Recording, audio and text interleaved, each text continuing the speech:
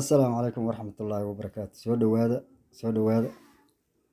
حرمنا إن كهذا الله مركز دولة الصومالية دعضي عد إلهي وصود دري صوماليا أو احترك ويالتي وإلهي وصود دري وودا اسكلها لكن عد الصومالية وبحثتي واحترك ويالتي حرمنا إن كهذا الله وهرمود جولس يهرمود وهرمرك أمد الصومالية إلهي وانا وصود دري ووحي إلهي لقوم هديو جولس سهل iyo ganacsi iyo ku dukaamaysi iyo adeegyada bulshada oo dhan bay ka qayb qaadatay iyo macaawino ay ummad tabar yar u fulisay hormuud waa hormuudka shirkadaha waxay qabatay adeegyo badan dukaamaysiga iyo biilka korontada biyaha waxbarashada goob kasta ila wadaag iyo aqoon maal iyo akoon iyo EFC iyo adeeg badan ay u hayaan waa hormuudkii shirkadaha hormuud iyo goolis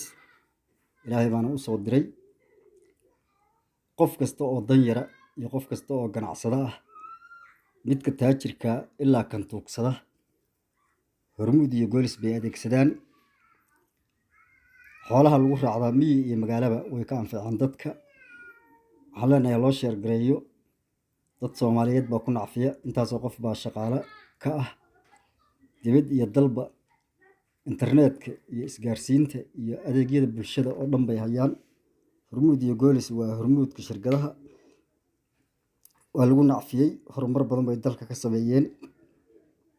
Allah barakeeyo إن الله شير قريب برنامج كاس hormuud iyo goolis